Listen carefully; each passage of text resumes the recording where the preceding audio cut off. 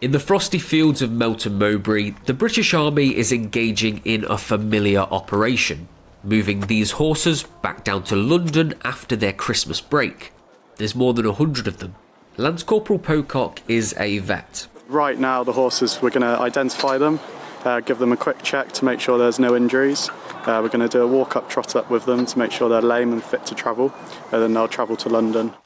An iconic sight at royal occasions, the horses from the Household Cavalry winter at the Defence Animal Training Regiment, a rural hideaway in Leicestershire.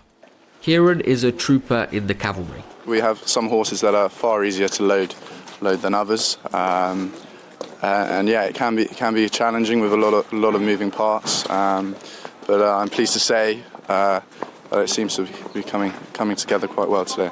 While it isn't always easy, the soldiers spend months training in horsemanship. Moving them around the country safely is part of the job. 100 miles south, the horses are back home at Hyde Park Barracks in London. After weeks running free, a good wash is needed. The Household Cavalry has duties beyond ceremony. Many in the regiment train to operate tanks and other vehicles.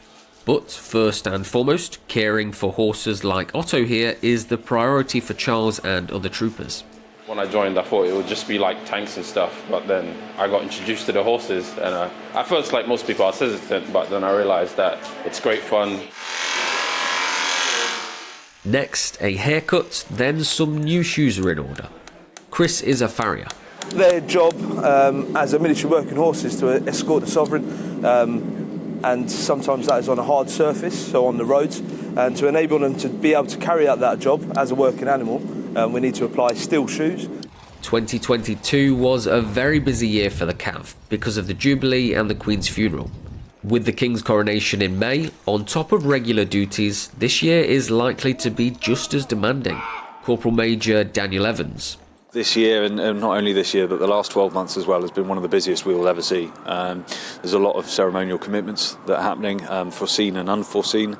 And as the Household Cavalry and as Her Majesty's and now His Majesty's bodyguard, we have to be ready to supply for our role in all areas of the country.